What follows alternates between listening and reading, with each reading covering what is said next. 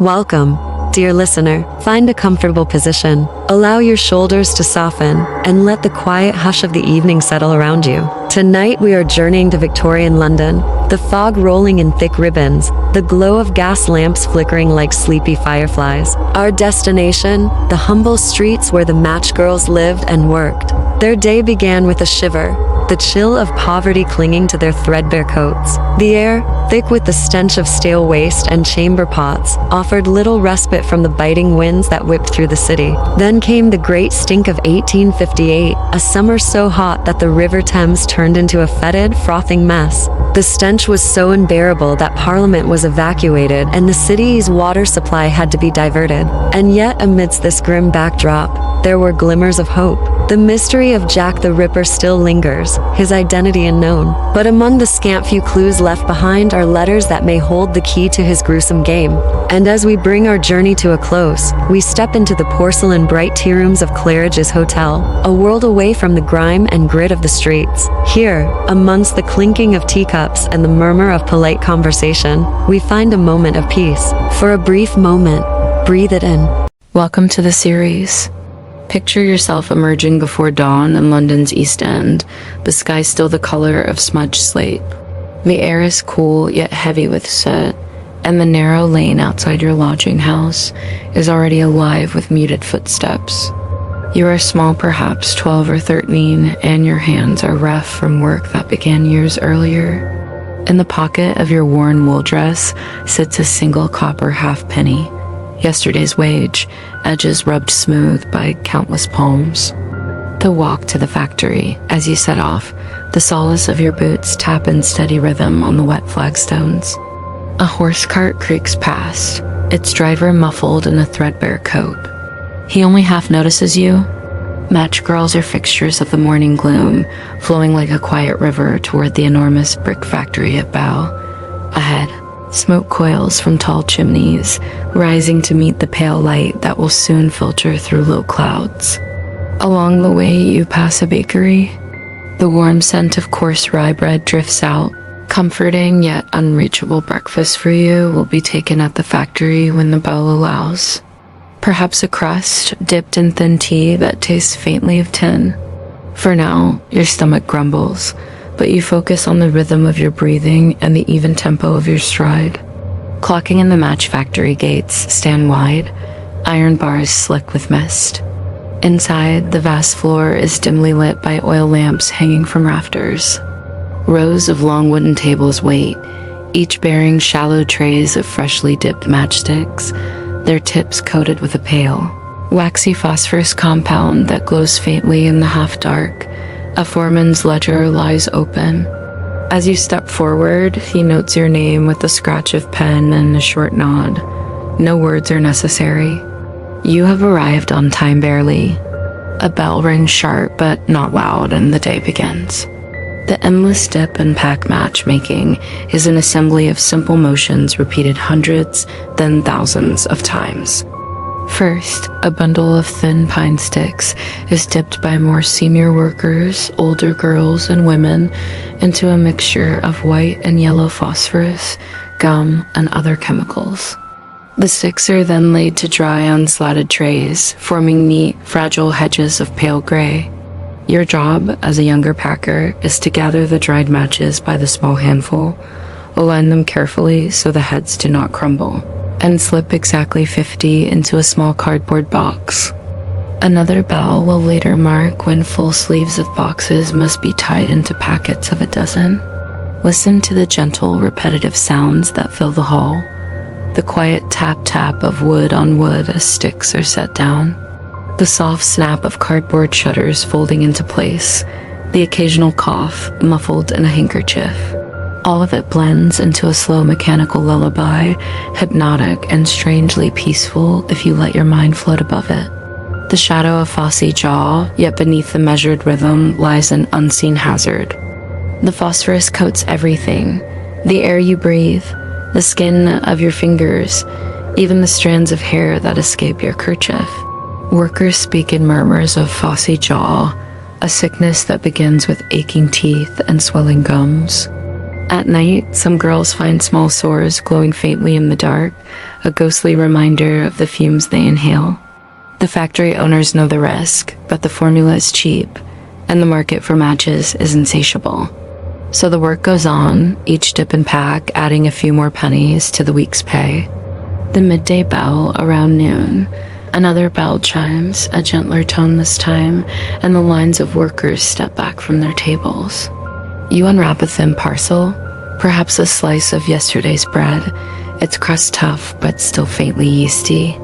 There might be a sliver of cheese if the wage packet was generous. You eat slowly, seated on an upturned crate beside friends whose eyelids droop with fatigue. Conversation is soft, carried on the hush of shared understanding. How many boxes have you packed? Did you hear Mary's cough last night? Will there be a strike? But most words fade into a companionable quiet. Outside the high windows, the sun struggles through coal-smudged sky, casting a hazy rectangle of light that creeps across the floorboards. An afternoon of counting, the second half of the shift is much like the first, only slower. Shoulders ache, wrists stiffen, and concentration wavers. To keep count, you whisper numbers under your breath, 43, 44, letting the cadence steady your mind. Somewhere far off, a whistle sounds. It might be a train departing Liverpool Street, or perhaps a steam tug on the river. Its low call vibrates through the brick walls, a reminder of wider worlds beyond the factory lane.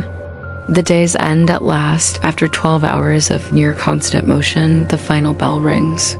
You straighten, fingers cramped, but still nimble enough to tuck stray matches back into trays. The foreman passes once more, tallying the day's quota. A small parchment token is slipped into your palm proof of boxes packed, to be exchanged for wages on Friday. You tuck it away carefully. A lost tally means lost pay, and every coin matters. Stepping outside, you inhale evening air that feels suddenly cool and surprisingly fresh, despite the lingering scent of smoke. The sky has deepened to indigo, and a distant glow hints at the hum of central London beyond.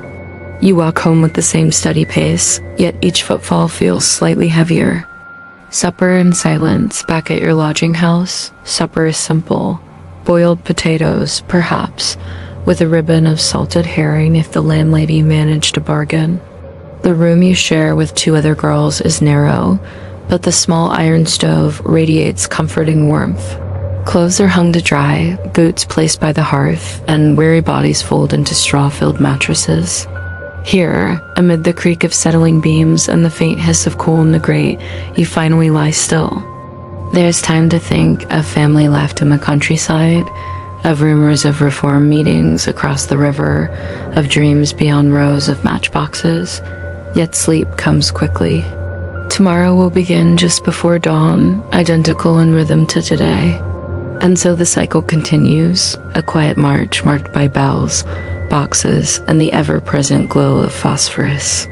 Now picture yourself a well-dressed gentleman of leisure, strolling along the embankment, the Thames on one side and the Palace of Westminster on the other.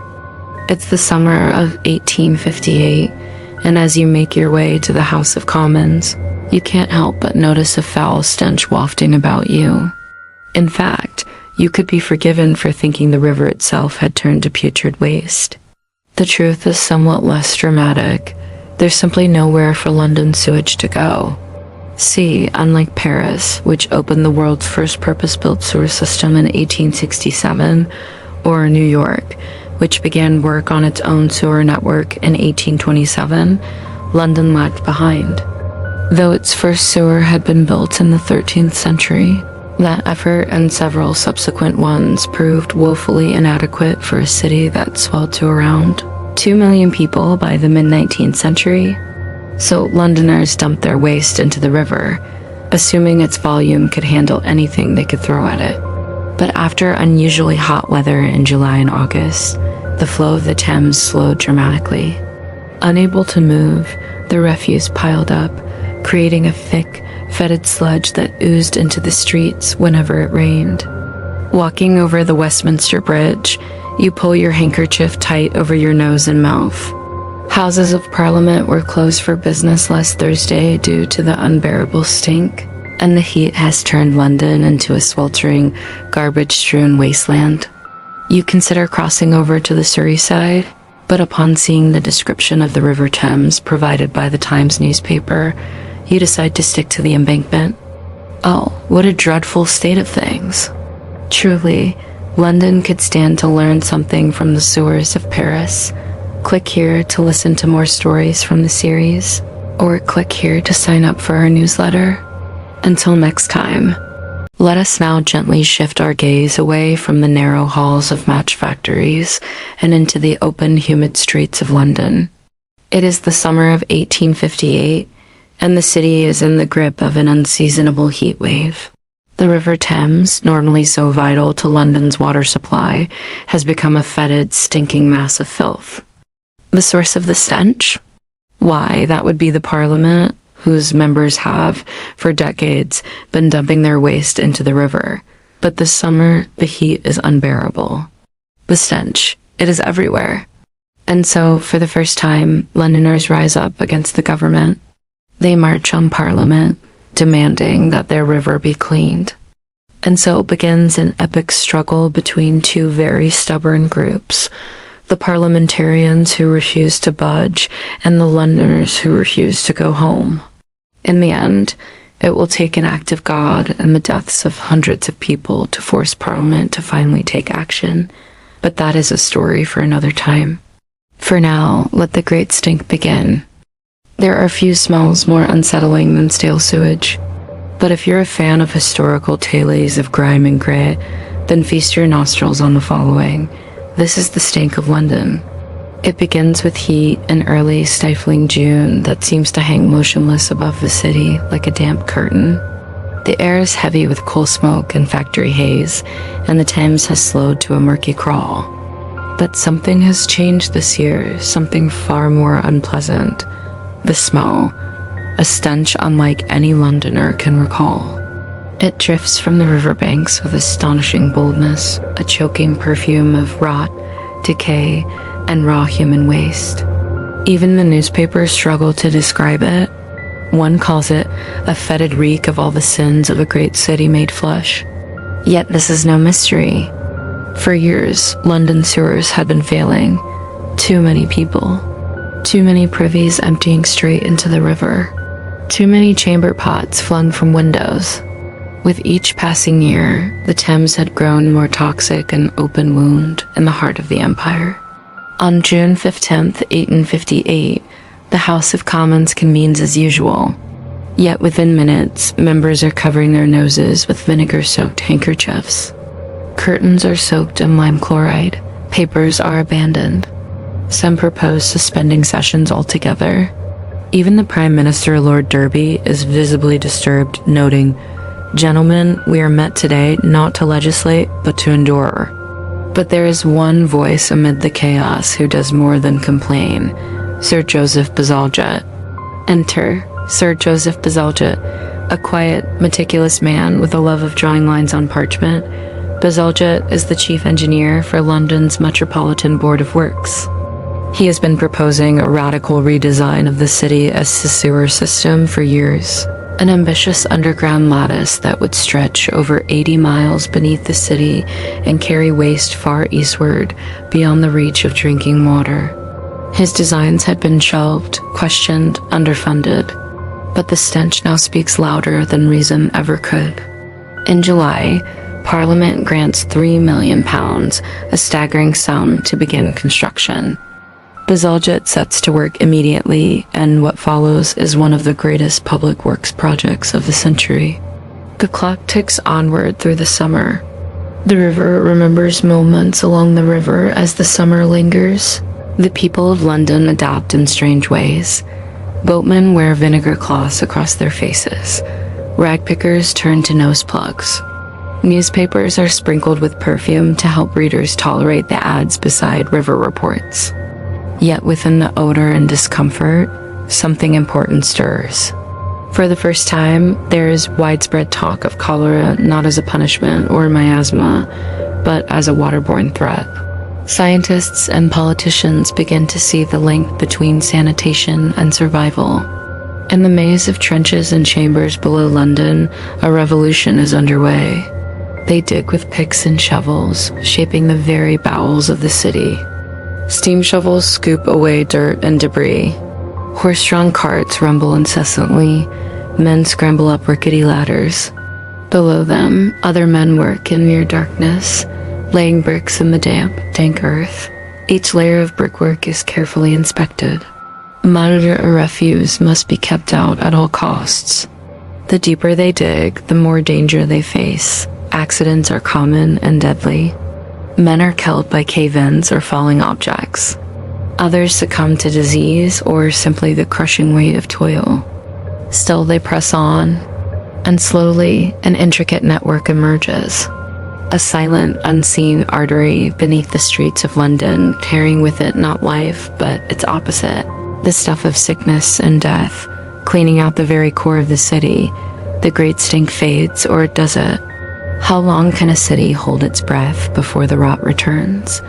Can such a vast project ever truly be complete? And how will history judge the men who toiled in the dark to save London? Or will they be remembered at all?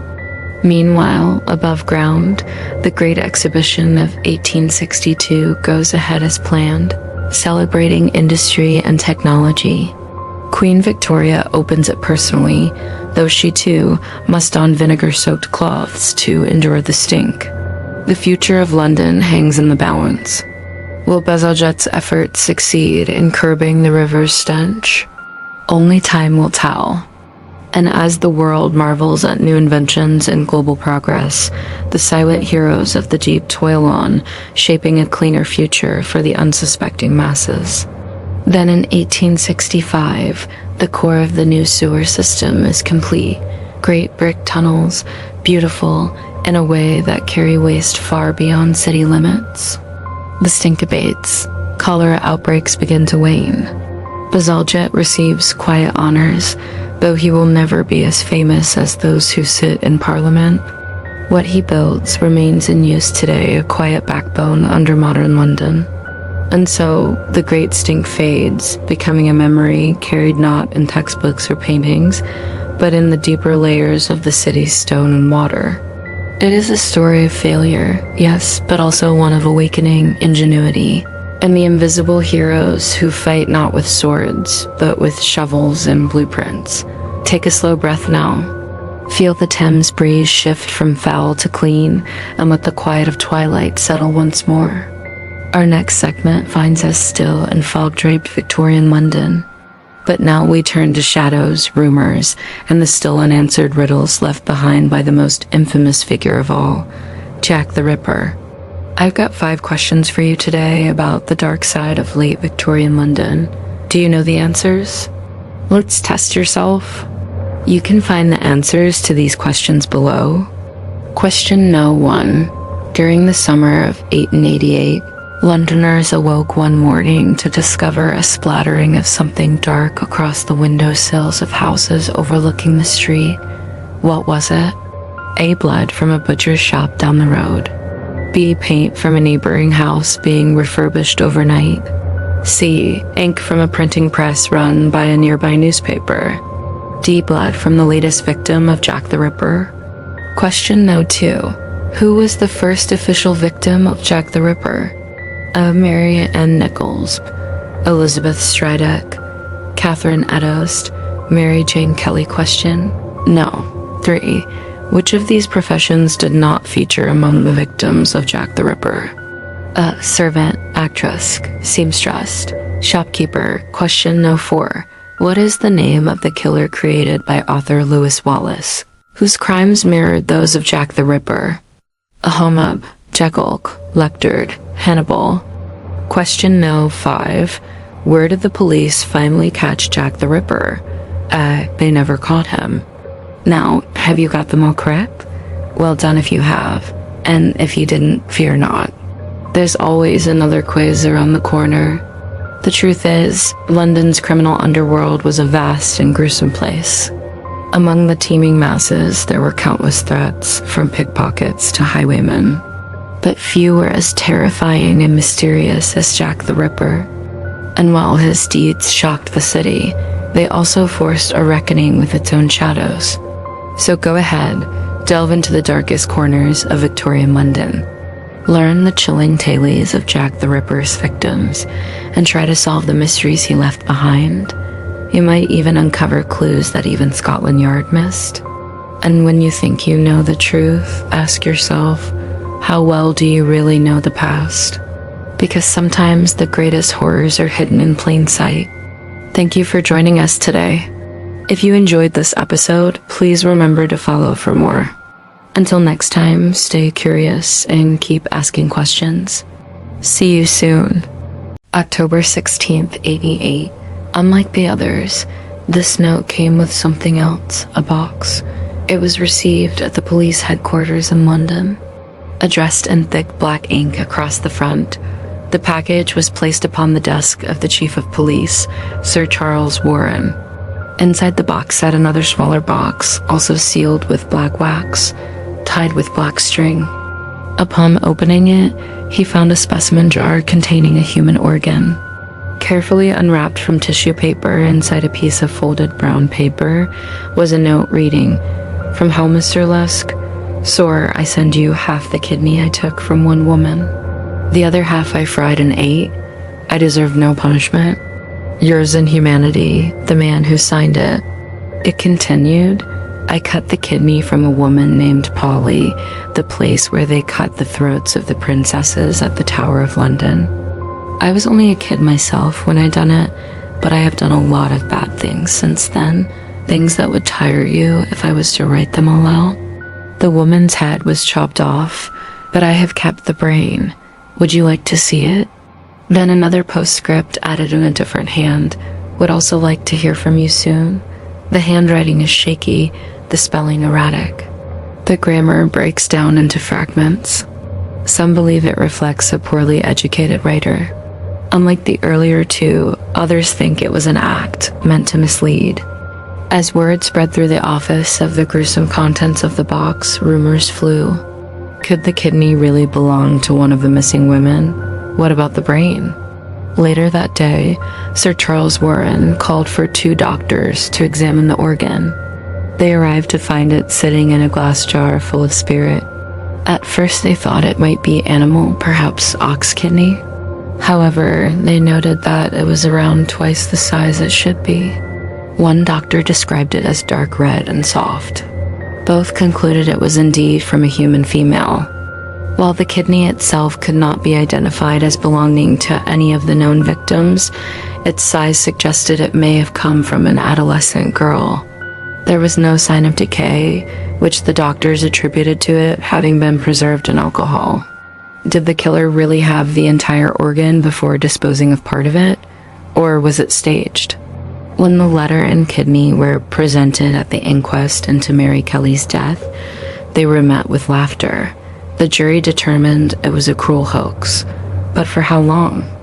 Was the author educated or merely pretending to be uneducated? Was it the work of the killer himself or someone seeking to deflect suspicion? Or was it merely a story concocted to sell newspapers? Graphologists have studied the From Hell letter extensively. In fact, every page of every letter written by Jack the Ripper has been analyzed countless times. The writing in the From Hell letter is very different from the neatly penned prose of the first 2 letters. Where the earlier notes show careful attention to detail, there is little evidence of that here. The sentence structure and spelling are those of a much less educated individual. This style seems more akin to that of servants employed by the wealthy, who would have had far less exposure to education than their employers. Many of these servants were illiterate or semi-illiterate, forced to learn to write at best. If the author was playing an educated man, they didn't do a great job of it. Of course, it could be argued that the author isn't an educated person at all, but simply a poorly educated one. That would explain why the spelling is so poor and the sentences lack proper punctuation and grammar. Either way, the author doesn't exactly paint themselves in a good light. Whoever wrote it certainly knew their audience and what they wanted to read. While attempting to dissuade the police that they were dealing with an educated killer, they managed to hint at just how terrible the crimes were. It was a shrewd move that likely ensured the public would side with them against the police. After all, they seemed to be lamenting the actions of the killer as much as anyone else. There's also a great deal of emotion behind the words. It reads as though the author genuinely feels remorse for their actions, while at the same time defending them. It's this kind of emotional attachment that makes the letter so compelling. Whatever the author's level of education, they put a great deal of effort into creating a character. They wanted to make sure the police understood just who they were dealing with. To some extent, they were right. The public's perception of the case changed after receiving the letter. It implied that the culprit was unhinged, impulsive, reckless, a man who could kill without provocation and eat parts of his victim afterwards. This is true sociopathic behavior. But did Jack the Ripper have such tendencies? The letter also marked a shift in the investigation. Up until this point, the police had been searching for a single murderer responsible for multiple deaths. Now they were dealing with a monster. The focus shifted to finding the madman who sent the letter rather than solving the murders. In a sense, the Ripper had won. His victory was a Pyrrhic one, however. Even though the From Hell letter demanded it, he would never receive the response he desired. It is also possible that the From Hell letter was a message from the killer to the public rather than the police. After all, the kidney was never actually intended for the police, but merely used as a way of making sure it reached them. What better way to get everyone talking about the case than sending a letter with a human kidney in it? Newspapers ran the story for weeks, ensuring that every household in London heard of the vile letter received by police. Some believe the final postscript was added by someone else. It breaks in with a different handwriting and appears to be tacked on as an afterthought. This theory is based on the fact that the postscript seems out of place. The rest of the letter reads as though it was written directly by the killer, but this portion sounds as though it's coming from someone else. It's almost as though whoever wrote it is mocking the idea of the killer wanting a reply. If this is true, it would imply that there were other people involved in the case besides the killer, people who knew details of the crimes and wanted to share them. Despite all the theories, none of the letters were ever definitively linked to Jack the Ripper. No fingerprints or DNA matches were found. In fact, no author was ever found. The case went cold and the mystery deepened. Now for the big question. Was the From Hell letter written by Jack the Ripper himself, or was it a clever hoax designed to throw off the police? Unfortunately, there is no clear answer. We can speculate all we want, but without evidence to support any theory, it's all just guesswork. There is reason to believe that the From Hell letter was written by Jack the Ripper himself. Firstly, the kidney was real. It was not just some random organ thrown into a jar. Secondly, the letter contains details of the crimes that would have been unknown to the public. This suggests that the killer was the source and that he wanted the police to know that he was still at large. Thirdly, the letter contains personal details that are consistent with Ripper's later victims. If the killer had access to a kidney and brain from one of the murdered women, it's likely that he would have wanted to taunt the police with them. Why send a letter with only half the kidney? He had the whole thing to work with. Perhaps he had sliced the kidney into smaller pieces and sent them over several days. Who's to say he didn't? On the other hand, the letter may have been a clever attempt to divert attention away from the real killer. It's possible that the killer was well educated and wanted to appear as though he was not. By pretending to be poorly educated, he could throw off the police and make them think that he was nothing more than a mindless thug. Perhaps he wanted to be seen as unhinged and violent. After all, most people don't slice up their victims and eat them. This could have been a way of casting doubt on his sanity and making it seem as though he was beyond rehabilitation. Unfortunately, we may never know for sure. All we can do is speculate and argue endlessly over the evidence. But isn't that what makes Jack the Ripper's case so fascinating? It's the fact that there will never be a definitive answer. We are left with questions that may never be answered, wondering what the killer was thinking and why he did what he did. Perhaps that is the real horror of the case. What do you think? Was the From Hell letter written by Jack the Ripper himself, or was it a clever hoax? Let me know your thoughts in the comments below. And if you haven't seen them already, you may enjoy these videos also. Thank you for watching. I'll see you next time. As we leave behind the narrow alleys and gaslit mysteries of the East End, allow yourself to drift westward toward Mayfair, where the streets widen and the carriages roll over smooth, well-kept stones. The year is still 1888, but the world we enter now is vastly different. The air is lighter, perfumed with lavender and lemon oil. Women in satin bustle gowns walk arm in arm under parasols, and the clatter of hooves is softened by the fine gravel of hotel courtyards. Here stands Claridge's Hotel, a palace in miniature, and inside, past the uniformed doormen and marbled columns, lies one of Victorian London's most refined daily rituals, afternoon tea. Now I know what you're thinking. Oh, let's get a Claridge's for tea. But you and I both know that's not an option.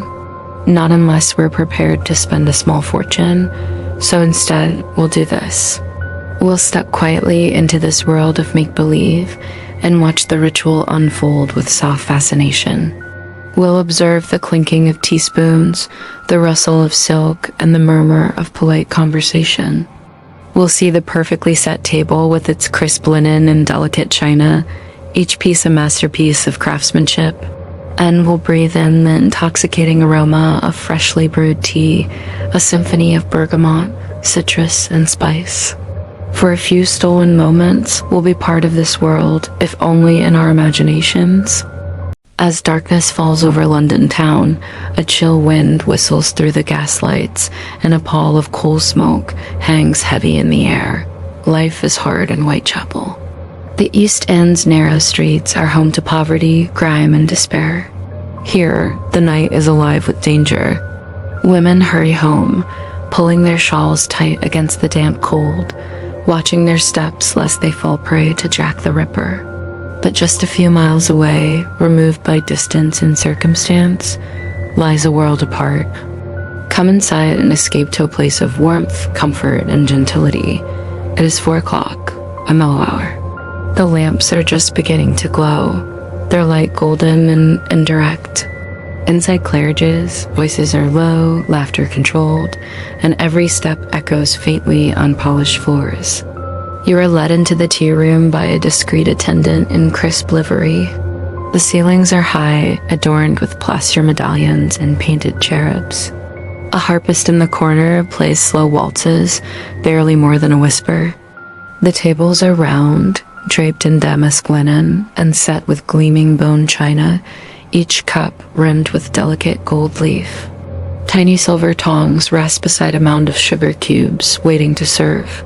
Your hostess has already arrived, perhaps an elegant widow in black silk, or a young debutante with swirling skirts and tinkling bracelets. She sits poised and demure, holding her gloves in her lap like a shield between her and the world. But soon the full drama of the afternoon will unfold. First, tea is brought. The server has already anticipated your hostess's choice, a blend of Darjeeling, light and floral, or perhaps Assam, rich and malty. Whatever the choice, the server warms the cups with a swirl of hot water before pouring. Milk is added after, of course, never before. That would mark you as provincial. Then comes the 3-tier tray. Bottom tier, crestless finger sandwiches, cucumber with dough, egg and cress, smoked salmon with a whisper of lemon zest. Each bite is dainty, the flavors fresh, the textures delicate. Middle tier, warm scones, split gently and spread with butter, cream, and jam. The jam is homemade, most likely gooseberry or raspberry. And if the scones happen to be a bit dry, well, that is not the server's concern. Above all, the harmony of the afternoon must not be disturbed. Top tier, tiny jewel-like pastries, eclairs with chocolate glaze, petit fours topped with candied violets, and miniature sponge cakes with sugared roses. You take each bite slowly. There is no hurry here. Conversation is light, designed not to disturb the mood. The quiet rustle of skirts, the murmur of polite conversation, the clink of teaspoons stirring against porcelain, all combine into a lullaby of civility. And yet beneath this genteel surface, a social dance unfolds, a subtle game of status and meaning. Where you sit, whom you greet, even how you fold your napkin, all convey a silent language understood by all. A young woman might subtly angle her teacup toward a prospective suitor. Her gloves remain carefully on the table, a barrier between them, a challenge to be overcome. A widow in black silk might accept just a slice of sponge cake, signaling mourning but not grief. A wealthy matron may comment on another guest's gloves, a compliment on lace, or a veiled critique on fraying cuffs. These are conversations without words. The rules are unspoken, yet tightly observed, and the staff silent and precise notice everything. For the people of Claridge's, the world outside these four walls exists only as a rumor. They read of poverty and crime in the morning paper, but to them such troubles feel distant and unreal. To truly be a part of this world, you must shed the grime of the street, leave behind the worries of work, and enter as someone new. Someone who sips tea from the finest bone china and eats sweetmeats made with imported fruit. Here, the rhythm of life slows to the gentle ticking of a grandfather clock. Outside, hansoms clatter along the cobblestones, but inside, the only sound is the soft tread of feet on plush carpet. Behind the curtains, Claridge's kitchens hum with activity, a counterpoint to the quiet rooms above. There, scullery maids wash dozens of fine china cups by hand, their soapy water swirling with the remnants of Earl Grey and orange pekoe.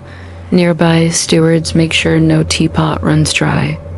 In the pantry, shelves groan under the weight of imported delicacies, tins of lobster, tongues, preserved fruits, and chocolates from France. And in the heart of it all, the pastry chef, likely French-trained, instructs apprentices on sugar-pulling techniques with gestures more than speech.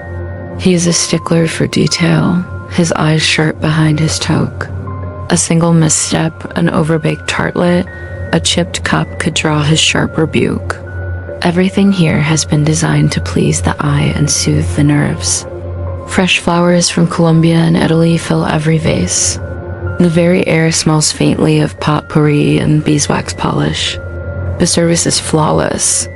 Servers glide silently through the tea room, balancing laden trays on their forearms, their white aprons starched and unblemished. The head waiter moves with the precision of a dancer, anticipating every need, every glance, every sigh.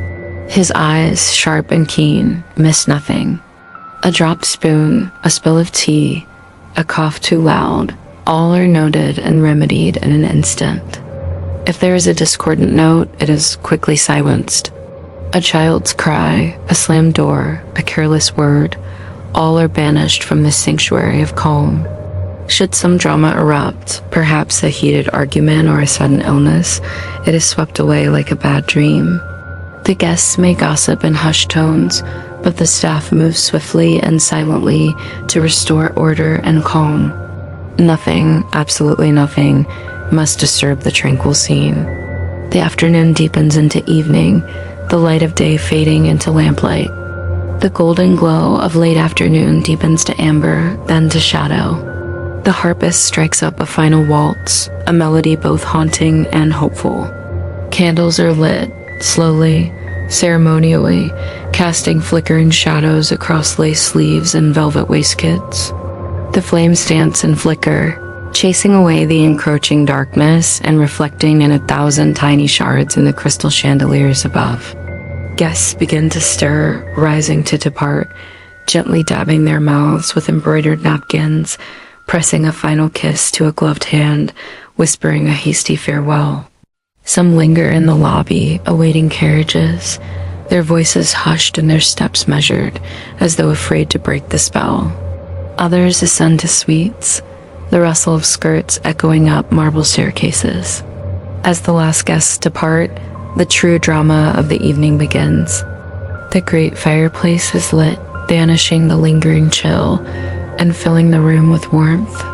Clowns move about, folding the fine linen, straightening the chairs and polishing the tables until they gleam. The scones have cooled, the cream dishes scraped clean. The air grows thick with the scent of bergamot and old money. Only the harpist remains, her music weaving a final spell over the empty tables. Her melodies linger, a requiem for the day, a lament for those whose lives are lived in harsher keys. For within these four walls, a world has turned away from the grime and gaslight of London town. Here, in the heart of Claridge's, time slows, worries fade, and dreams linger like the ghost of a waltz, and so ends the ritual. A world away from matchstick girls and tenement roofs, yet existing just across the city, a stone's throw from Whitechapel. Here, luxury moves slowly. Time is softened by manners, and suffering is kept politely out of sight. The people of Claridge's might read of Jack the Ripper in their morning papers, but they do so while sipping tea from Wedgwood china, a fresh orchid at their elbow. Two Londons, one city,